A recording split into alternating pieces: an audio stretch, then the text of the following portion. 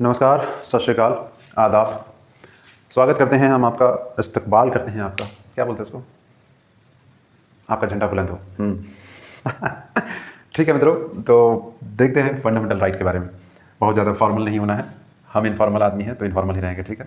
Fundamental right, मूल अधिकार। अक्सर इसके बारे में हमने डिस्कस किया, लेकिन इस बार थोड़ा बेहतर ढंग से डिस्कस करेंगे। वो कहते हैं कि एक बार दो बार नदिया में हम उतरे, तीसरी बार हमने मोती पाया। क्या बकवास डायलॉग है। चलो शुरू करते हैं। तो फंडामेंटल राइट हमें दिए गए हैं हमारे कॉन्स्टिट्यूशन में, भारतीय संविधान में। और भारतीय संविधान में इन मूल अधिकारों को देने के पीछे जो उद्देश्य था वो था पॉलिटिकल डेमोक्रेसी को एस्टैब्लिश करना। और अगर एक शब्द में किसी को नहीं समझ में आया पॉलिटिकल डेमोक्रेसी क्यों ज़रूरी है, तो आप इतिहास के पन्नों को भी थोड़ा पलट के देख लेना, थोड़ा पढ़ने का समय निकाल लेना, तो समझ में आ जाएगा कि why fundamental rights important and at the same time political democracy is important and how they are correlative, दोनों कैसे जुड़े हुए हैं। तो पॉलिटिकल डेमोक्रेसी कुछ और नहीं है, ये कहता है कि जो सिटीजन ऑफ इंडिया, लोग जो हैं, उनके पास शक्ति का स्रोत होगा, है ना। उनके पास भी शक्तियों का स्रोत होगा, साझाकरण उनके साथ भी होगा। सिटीजन भी एक स्टेक होल्डर होंगे स्टेट में। स्टेट में ऐसा नहीं होगा कि सिर्फ चर्च में जैसे कि होता है ना, एलिट क्लास ही रूल करेंगे, ऐसी बात नहीं है। सिटीजन भी एक बहुत बड़े स्टेक होल्डर होंगे और हर एक सिटीजन सबसे अपर लेवल के, this discussion is going somewhere wrong. Okay, so basically disparity, condemnation, ऐसे नहीं चलेगा डायलॉग भाई। Okay, calm down, let's begin it again. तो hello my dear friends, hello my dear friends, आज हम बात करेंगे फंडामेंटल राइट के बारे में। फंडामेंटल राइट होते क्या है हमारे। फंडामेंटल राइट बेसिकली कुछ और नहीं, हमारे मूल अधिकार है। मूल का अर्थ समझ रहे हैं, जो बेसिक ज़रूरतें होती है। लेकिन बेसिक कहने मात्र को, बेसिक से भी कहीं एक लेवल ऊपर है, क्योंकि ये पॉलिटिकल डेमोक्रेसी को भी इंश्योर करता है, जिसमें कि हमें ना सिर्फ एक देश का नागरिक होने का हक है, बल्कि नागरिक होने के साथ साथ उस देश के सभी पदवियों और शक्तियों को अधिग्रहित करने का भी हक है। तो नागरिक होने से हमारे पास बहुत सारी शक्तियाँ आ जाती है, और इसलिए फंडामेंटल राइट हमें पॉलिटिकल डेमोक्रेसी के लिए इनेबल करता है, एम्पावर करता है। So that's why fundamental rights are very important and very very significant for citizens. Now let's discuss about fundamental right, and one more thing, that fundamental right ensures law of government rather than law of a person. And what does it mean? That if I'm saying that law actually government of law, it means everything governed by law. And law कैसे बनता है? law बनता है legislative assembly में बैठे हुए लोग, members जो होते हैं वो बनाते हैं, और उन लॉ को भी हमने जुडिशरी के द्वारा फिल्टर करने के लिए रखा है जुडिशरी को। तो प्रॉपर्ली देखा जाए तो चुने हुए प्रतिनिधि जनता के प्लस कानून बनाया, उसको फिल्टर भी किया कि अच्छा सही है कि नहीं है। तो basically law just, reasonable and fair होंगे, तभी तभी तभी वो लॉ भी लोगों को चला पाएगा, मतलब कानून ही सरकार होगी। ठीक है, आगे हम देखते हैं। हमारे पास 6 फंडामेंटल राइट है। बहुत ज़्यादा दूसरे टॉपिक में या दूसरे कंसर्न में हम टाइम वेस्ट करेंगे तो ये 6 का डिस्कशन छूट जाएगा। राइट टू इक्वालिटी, जो कि आर्टिकल 14 से 18 के बीच में है, समानता का अधिकार, है ना। भीमराव अंबेडकर, बाबा साहेब भीमराव अंबेडकर हमारे संविधान निर्माता। एक्चुअली निर्माता सिर्फ बाबा साहेब नहीं थे, बाकी सारे कॉन्स्टिट्यूएंट असेंबली के मेंबर्स थे, लेकिन प्रॉपरली ड्राफ्ट करने का काम हमारे बाबा साहेब को मिला। तो उन्होंने समानता को सबसे पहले रखा, क्योंकि जितने काल में उन्होंने अपने जन्म से लेकर के मृत्यु तक जो भेदभाव, जो असमान बर्ताव समाज में उन्होंने देखा था, जो घृणित चेहरा समाज का देखा था, उन्होंने उसे दूर करने का सोचा। और ये बहुत ही अच्छा तरीका था कि इक्वालिटी को सबसे ज़्यादा प्रायोरिटी दी जाए, और सबसे ऊपर उन्होंने इसलिए इक्वालिटी को रखा।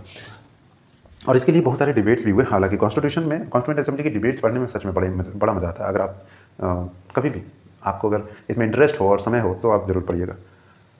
तो अंडर आर्टिकल 14 हमें मिलता है इक्वालिटी बिफोर लॉ। जैसा कि हमने बोला, equality before law, government of law, उसी तरह से इक्वालिटी बिफोर लॉ, कानून के समक्ष समानता, यानी कि सभी लोग बराबर होंगे। एक देश है, देश में प्रधानमंत्री है, मुख्यमंत्री है, राष्ट्रपति है, गरीब है, अमीर है, औरत है, बच्चा है, बूढ़ा है, सब कुछ, है ना, अपाहिज है, सब कानून की नज़र में क्या है, बराबर है। ये क्या बता रहा है? ये बता रहा है, बेसिकली ये बताना चाह रहा है कि तुम्हारी जितनी भी शक्ति हो, हमारे सामने क्या हो, हमसे कम हो, और हमारी नज़र में तुम बराबर हो। बेसिकली उन लोगों को अचीव, मतलब टारगेट कर रहा है कि जिसके पास बहुत ज़्यादा शक्ति है, उसे भी हम दिखा रहे हैं कि देखो भैया, कानून के सामने बराबर हो, और ज़्यादा ऐठाने की कोशिश मत करना। आर्टिकल 14 वो है ना। इसके अलावा आर्टिकल 14 एक चीज़ और इंश्योर करता है कि समाज में बहुत सारे जो वीकर सेक्शन होते हैं, और कुछ ऐसे सर्कमस्टांसेस, सिचुएशन होते हैं जहाँ पे कुछ हमें रियायत देने की ज़रूरत होती है लोगों को। तो उसमें कहता है equal protection of laws, LAWS, laws, कानूनों का समान संरक्षण।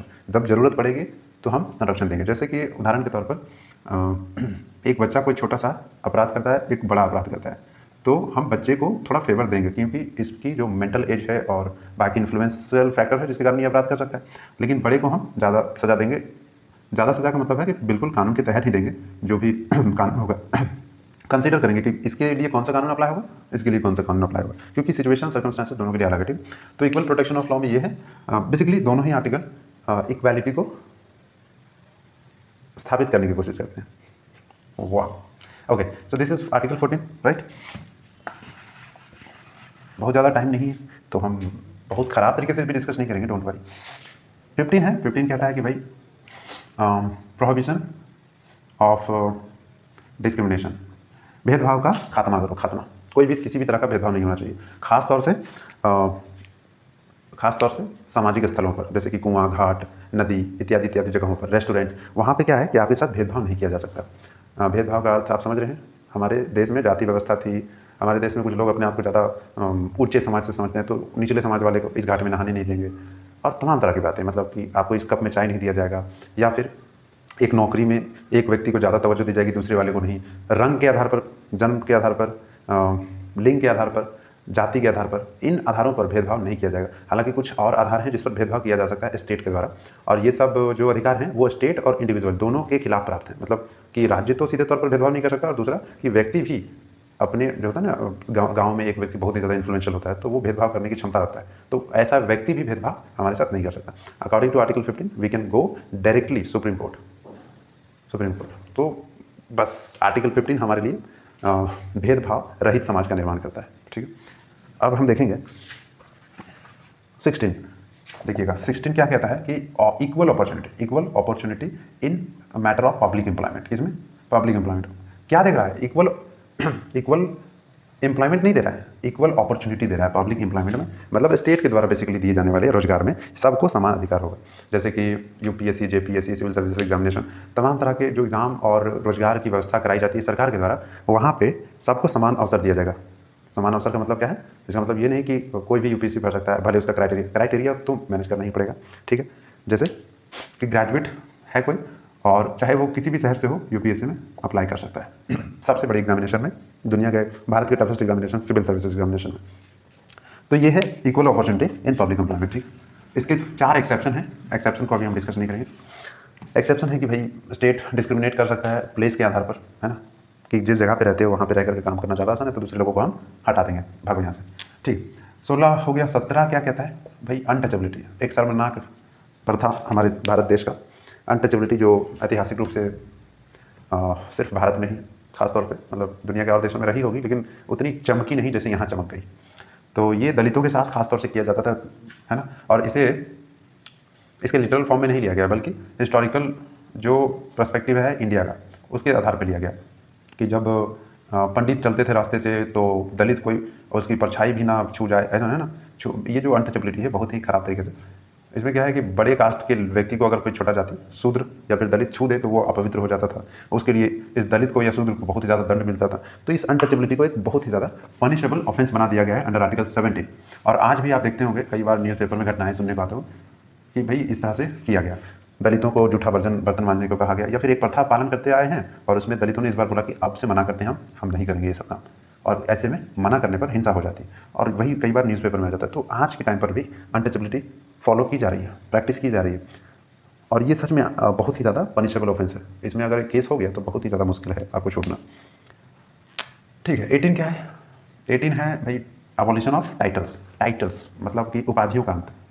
अब आप सोचिए कि उपाधियों का अंत जरूरी क्यों है, समानता को बरकरार करने के लिए, बरकरार रखने के लिए, कि अगर उपाधियों का अंत नहीं करेंगे तो हमने इक्वल अनइक्वल का जो है डायमीटर बढ़ा दिया, हमने और क्रिएट कर दिया अनइक्वालिटी। जैसे ही समाज में सुनेंगे कि फलाना है राय बहादुर साहेब, तो उसकी इज्जत बढ़ जाएगी और बाकियों की इज्जत, डिग्निटी कम हो जाएगी। तो कोई भी ऐसी उपाधि जिससे समाज में असमानता फैलती है या असमानता आती है, तो हम उसे अबॉलिश करते हैं। तो abolition of titles under article 18। हालांकि ये एक डिक्लेरेटिव फॉर्म में है, इसमें कोई लॉ नहीं पारित किया गया है, बट हाँ this is very influential to stabilizing the society in equal mode or establishing egalitarian society in India.